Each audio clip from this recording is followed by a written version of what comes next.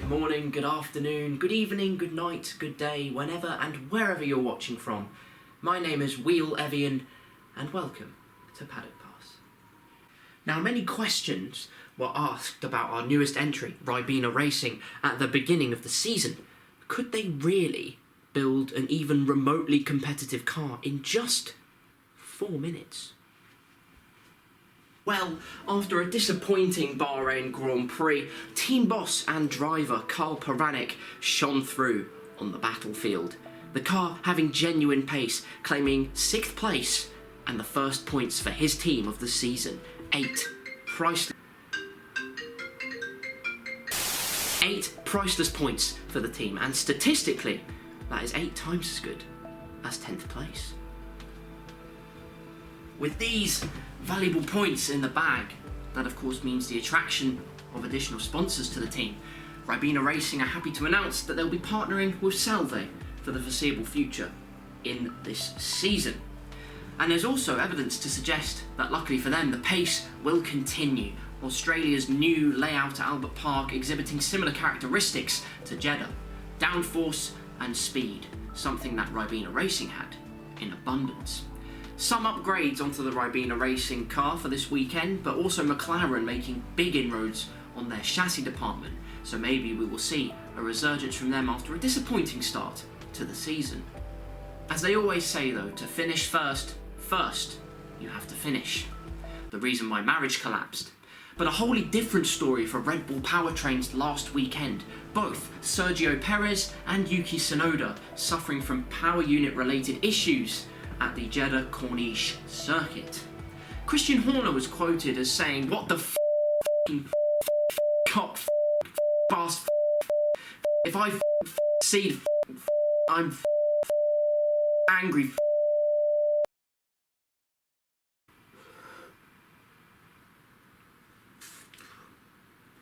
And that's a lot more noise than his engines made last week. So let's hope that's changed. Well, that's all there is to know in the lead up to this race weekend.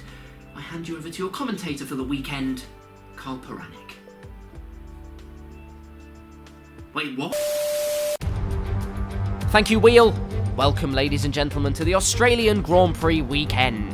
Plenty of twists and turns and the potential tales of teams as we overlook the new Albert Park layout. Who's going to come out on top? Don't miss out. It's time for qualifying.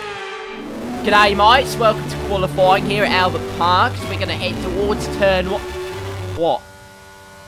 It's upside down? Nah, mate, I'll tell you what, you're waffling. It's alright, it's the right way up where I am. Anyway, as we go through the first 2 turns, we're looking pretty solid, I must say. Head down towards turn 3, braking nice and late at the black box. As we're coming on towards the end of the... Why is... Oh, I can't see it now, it's upside down. It's the English way up. This accent's pathetic, I'm so sorry, I'm going to stop. I'm pretty sure I've offended most cultures with that accent, but we're going to cross the line, and it's P8. P8. Oh my goodness. The media previews certainly haven't got to our heads. After our first points last weekend, we are out to prove we mean business, and as we drop down to P10, as you can see, that's not a problem, because that would be our best qualifying yet, and I would take that any day of the week. And this time we are primed, because we have got slipstream from the Alfa Romeo, as we're going to head on to our lap. But Bottas slows down dramatically, and he actually plays mind games. He lets us through, and a Williams behind us. So now we're in real trouble, because the next car ahead of us is an Aston Martin, and he is well up the road. And we have to get a jiggy on, but unfortunately it's not enough. Latifi is now piking our slipstream as we head on to our final lap in qualifying, this time cutting the apex much nicer, also using a bit more of the track than I should, but we won't talk about that. We're up on our time by only a few hundredths of a second, but I tell you what, the new layout is so lovely. This corner especially is so flowing. You can just throw the car in and absolutely rocket your way down this straight. Well, straight in quotation, it's not actually a straight, but it's absolutely wonderful is what it is. And we are approaching the chicane. We are dropping positions rapidly. The AI are improving by a billion minutes. This is not great, but through the chicane, we cut it nicely, get a bit of a snap of oversteer. We are actually lost quite a bit of time for that chicane. That's a worry. But into this corner, we're going to brake slightly later, use our big balls, and we have gained a 10th back. So that's fantastic.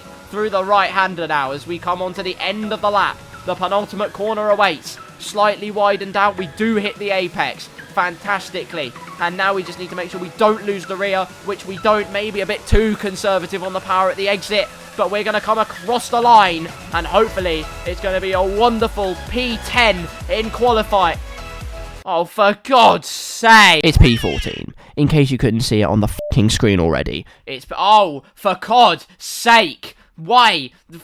Oh, I will pray to fish at this point, because this is ridiculous. Our qualifying pace has been kicked to the curb once again on this street circuit, as Oscar Piastri, our teammate, is P21, only just ahead of Nicholas Latifi. But let's not get bogged down with, ooh, we're slow, because we're not, actually. It's our best qualifying of the season in P14, ahead of our arch nemesis Guan Yu Zhou, which is excellent news. And we continue to prove that we have the pace, which is excellent. And also, in the race, we do have more pace. And this new layout of Albert Park is going to lend itself nicely to some DRS, some slipstream, and many, many overtakes. So let's capitalise on that. It's time for the race. Let's go get some more points. You can hear the Australian fans roaring as they line the track here at Albert Park. Welcome to Melbourne, and the roar from the crowd could only mean one thing.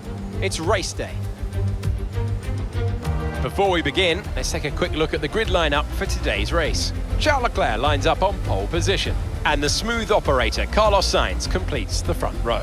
Moving on to the rest of the grid, we have Verstappen, Perez, Sir Lewis Hamilton and Russell, Bottas, Magnussen, Mick Schumacher and Esteban Ocon, Norris, Tsunoda, Pierre Gasly, Bombshell, Joe, Ricciardo, Sebastian Vettel and Fernando Alonso, Stroll, Albon, Latifi and Oscar Piastri. And now it's time to head down to the track. Natalie Pinkham joins me once again in the commentary box. It's fantastic to have you with us today. I'm curious though, how do you think the drivers stop those pre-race nerves from becoming overwhelming when you're lining up on the grid? Well, I imagine they'll be starting to feel the adrenaline as they anticipate the rundown into turn one, a bit like preparing to go into battle. The unknown situation will bring nerves, but that's a good thing. It'll keep them focused on the moment and on their surroundings as we build towards the start of the Grand Prix.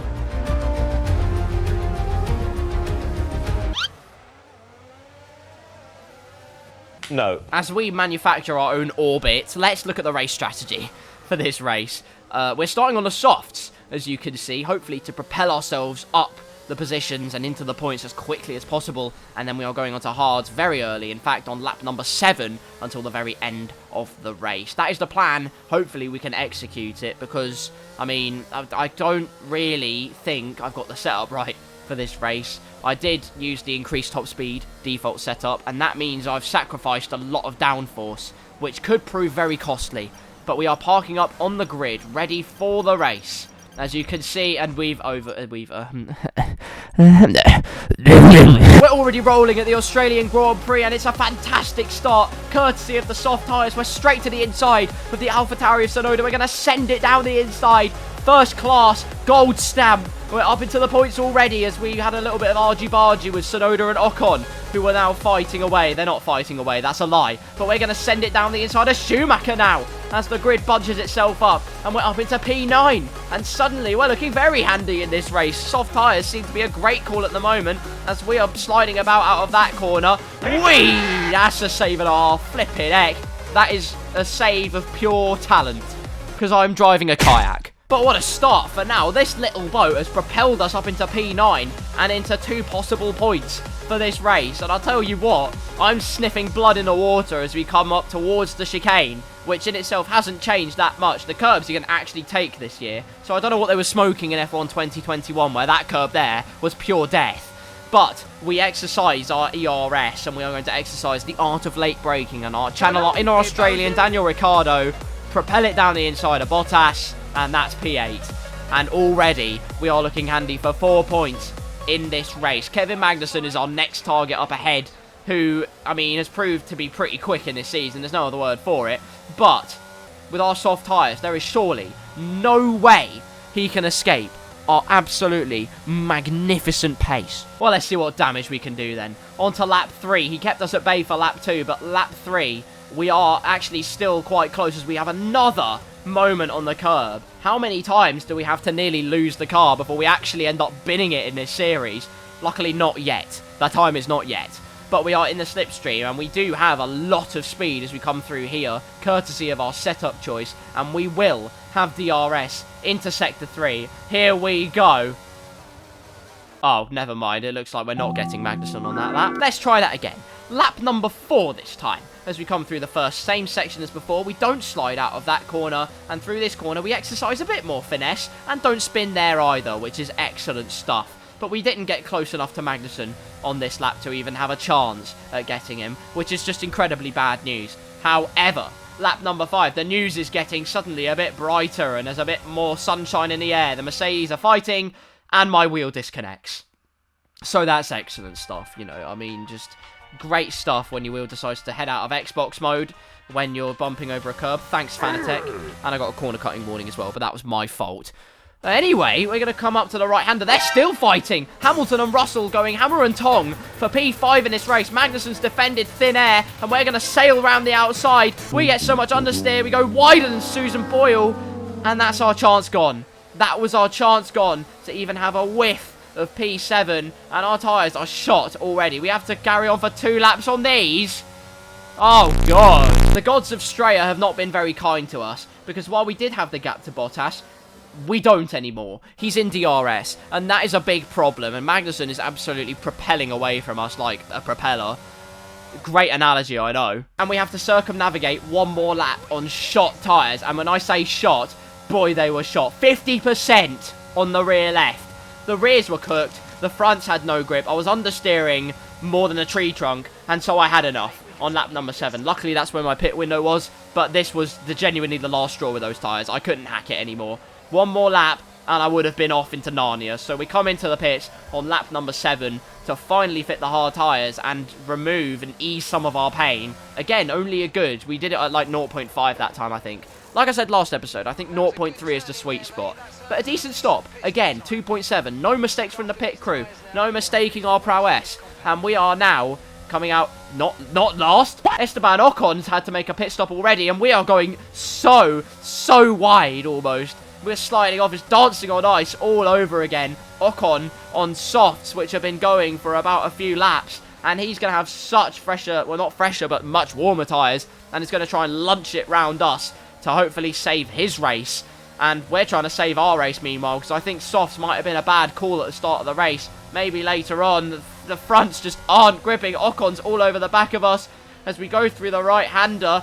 But he goes off. He makes a mistake or something. He's suddenly a second behind us. And at the end of that lap, he pits anyway. So that's excellent. There's a bunch more people pit. Ricciardo and Stroll pitting at the end of that lap. And we comfortably go through. So that's excellent. We torpedo our way up into P number 19. Which is not very glamorous to say. But you know what? It's the lowest we've been all season in terms of race position. So it's not that bad in the grand scheme of things. And luckily, onto the next lap, another Soul will come into the pit as we go through the final sector. In fact, it's lap 13. Was that last lap? I can't actually remember. I have the short-term memory of my goldfish, which is dead. We've skipped 4 laps while I was having my brain hernia. My teammates in the pits. In fact, loads of people are in the pits. My God, they're all fitting fresh rubber in this race. And hopefully, we can claw some of our positions back with our, like, 65-lap overcut. So as we come round the final corner, in fact, we've passed the final corner ages ago. Norris was right there. That's a concern because he was well behind us in the first stint. But luckily, we do keep our positions. And now, those guys that have just pit have to suffer the same world of pain that we just had. Like a ferret on an oil slick. They won't have any grip whatsoever. And it's going to be a joy for me to watch. Not that I have anything against ferrets. Don't cancel me RSPCM. Moving on from that subject, we go on to lap number 15 as we cross the line now. Lap 15. Schumacher's right there. And luckily, we do manage to technically, well, I say overcut him. We do pass him, technically, because it's outrageous to call it an overcut, considering we lapped. What am I saying? We stopped 8 laps ago, is what I'm trying to say. And despite that, look how far Kevin Magnussen has got away from us. What the f***? Were the softs really that bad towards the end of the stint? Was my pace on the hards that bad as well? Like, genuinely, I'm questioning my pace at the moment. But anyway, the good news is, Schumacher behind me is on cold tyres. So he's going to lose so much pace as we get on through this lap, which is great news. There's a yellow flag towards the end of the first sector, and it's an Aston Martin that's pulling off to the side of the track with an engine problem, and that's a worry because Mercedes power units haven't been very, very unreliable until now, apparently. But for Red Bull Powertrains, it's even more pain because Pierre Gasly, one AlphaTauri having problems last time out, this time Pierre Gasly, and it'd be great if we had a safety car now.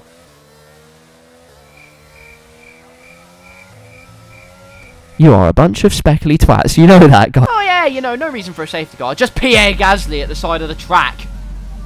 Anyway, so no safety car for us, and just more pain. Schumacher, by the way, I failed to mention this. Schumacher, at the end of lap 16, had caught up to us in 2 laps by, I think, 2 seconds, or something ridiculous. It might even have been in 1 lap. So that was just a mess. I don't know how the hell that's happened, but now we have a different kind of focus, as we need to just make sure that we, you know, defend, basically. Like, we've seen this script before, I tell you, at the first race and the second race. I'm failing to speak once again. We have to correct mid-corner as our hards are already starting to expire, while these guys' hards are fresh as a daisy. Schumacher with DRS can't get close to us in turn 1. I can't speak. What is wrong with me? Close, but no cigarette for the young German driver. And what the hell is that exit? Who's put 2CB in his engine? Flipping heck, but luckily for us, he's got the outside, so we will easily defend that. And the good news is we defended so hard that Schumacher and Norris are now side by side for the rest of this sector, and we can scamper our little wheels away, which is great news. So now we need to exercise a sign of pace and really get a move on in this race. Not even half a lap later, and Norris is all over the back of us once again in DRS. Like, what do I have to do? I have wrung the neck out of this car for 13 whole laps on these tyres. And, like, there's nothing I can do. There is no answer to the pace of any of the other cars we're trying to fight in this race. So, that's a pain. But luckily, Norris doesn't have the chassis and downforce that the Haas car has. So, we will keep him behind. We defend successfully for the rest of the lap as we come into Sector 3. Our setup hasn't been great. We have too little downforce. But I'll tell you what is great. Our prayers to Krishna. Schumacher and Norris are battling again. And that gives us just a few more temps of breathing space to scamper away and not get past. Lap 21 out of 29 on the Prince Albert Grand Prix. Anyway, Schumacher and Norris are battling again. Oh my god. This is fantastic stuff, and I heard a massive crunch behind me as well, a kerfuffle going on between the two of them, so it's getting all a bit too spicy behind us, and on to the end of lap 22, this is confirming what I thought I heard. Schumacher is into the pits, along with Fernando Alonso in the Alpine, who haven't really talked about this race, but he has been keeping a watching brief over that battle, but both are in. On that left side, you can see Alonso's front wing and Schumacher's. Both have damage, and both have put their races into jeopardy. Mine, however, just got that little bit more fairy tale-esque. You couldn't write the script, could you? P8, and I'll tell you what is even better news. Kevin Magnussen up ahead, my engineer, said he has a car issue. So as we come through the chicane, watch the time we gain. At least, I think it's like 3 or 4 attempts. And suddenly this is getting tasty. We could be in for 6 points again in this race. Best of the rest of the entire grid. I wonder, can we do this and put Ribena Racing on the map the right way up as well as upside down? No, of course not. The script, I couldn't pay the script writers enough for that particular outcome. We are still P8, luckily. Still holding on to a good haul of points once again here at Albert Park. Long may it continue. There appears to be an issue. We're currently investigating. Nah. Don't you f***ing dare. Honestly, in our third race, there's no way we are losing a component this early. Stroll, yes, I know, a Mercedes power unit has gone kaput this race, or an element of it has, but I'm praying, just praying, that it isn't too bad. It looks like we're experiencing an ERS software glitch. Okay, touch wood, it seems like the fault has resolved itself. Mark, I'm afraid I'm going to have to walk you to your chair in the debrief room later because you are visually impaired. Clearly the problem hasn't gone away. Our overtake button is stuck on full, and that's not great news because that was our defense mechanism. And yes, we are using it down the straight, and yes, we are getting away from Norris a tiny bit, and I was spamming the button. That's why I paused the game. I was spamming the button because he said, oh, the problem's solved, it's all great. No, it's not. It's still on, and no matter what I did, I couldn't turn it off. So with 2 laps to go, we have to just defend. We are running so wide on the last lap, and these tyres have been on for a grand total of 22 laps. Norris on much fresher hards has slipstream and a lot more power to boot. We are out of power. Verstappen's won. I don't care. We are in so much trouble right now, but Norris can't capitalise. He can't get past. We cut it a bit. The FIA says it's fine because they're the FIA and they don't care. One last opportunity for Lando Norris is going to fall through out of his grasp, slip through his fingers, and we are going to create the biggest robbery you've ever seen in your life, because we definitely didn't deserve to be up here. In Jeddah, we had the pace. Today, we did not have the pace. Our strategy and our car pace let us down. I have guided this canoe, though, through 29 laps, and we're going to cross the line to somehow take P8. Okay, pick up rubber and bring it home. Mark, be happy for me. For once. For God. The drivers are en route to the podium as we speak. What a fantastic win for the Red Bull team. They've performed exceptionally today, keeping us firmly on the edge of our seats throughout the entirety of the race. Congratulations to everyone at the team. Well, there we are. Australian Grand Prix done, and it's Max Verstappen taking his 2nd win in the 3rd race of the season. Brilliant from him, as the Ferraris looked like they had a stronghold over this race. 1-2 in qualifying, and he had all the answers. So that's another win, and I'm pretty certain he's currently leading the championship. Great news for Red Bull, and redemption is done. It's time to check out the constructors' standings. It was a tough race for our championship leaders, who lose ground at the top of the table. Meanwhile, good work from Aston Martin this weekend, who pushed themselves further up the order. LOL! Oh, Aston Martin. You know, I speak about us being in the mud, but realistically, when you're finishing 13th and still moving up the constructor standings, you know you're having a bad season. Anyway, it's time for Ribena Racing to revel in glory after this race. Can I just say, Oscar Piastri, great race from him. Started last, ended P14. So a great recovery drive. He took penalties very intelligently, might I add, after the terrible qualifying on Saturday. But he makes the most of it and recovers very well. For us, P8, it's 4 more points into the Pussycat, and it's 12 points for the season. We are best of the rest of the grid, which is just great news, and nothing, not even close to what I expected, considering we built our car in 30 seconds prior to the season. In the constructors, also an incredible effort. P5, not best of the rest, but we are getting there. Again, not what I expected at all, and I feel like Imola will probably bring us back down to earth, considering it's more of a chassis-related track. But this is a great starting point to go from. Joint with Alfa Romeo, ahead of Haas and McLaren and AlphaTauri and co. 3 teams still haven't scored points, by the way. Aston Martin moved up, but not that much, because they're 10th in the standings. They're having a shocking start to this season, let me tell you. But for us, a great race in Australia, all things considered. We spent most of the race defending, honestly. And maybe the strategy wasn't the best. Maybe we should have started on the hards and then gone on to the softs for the end of the race. But we will never know, unfortunately. Also, my setup wasn't great. We needed more downforce at the end of the day. But these are all stepping stones. These are all lessons that we can take forwards with us. And we will take those forwards with us as we head next up to Imola. Make sure you are tuned for that, because it's a sprint race weekend and you will not want to miss it. Until that occasion comes around, though, it's time to say farewell. Thank you so much for watching this episode of the My Team Journey. If you did enjoy, leave it a like and subscribe. Still, a whole plastering of you haven't subscribed to this channel. What are you doing? Click that red button right now so you don't miss these videos or any other videos that I've got in store for you. You got that? Smack that bell very hard as well so you don't miss my videos. And comment down below, let's say... let's go for g'day, mate. Just like that on the screen. G'day, mate. Comment that if you made it this far. Until the next video, though, thank you so much for watching. Do stay safe. And I'll see you very soon. Goodbye.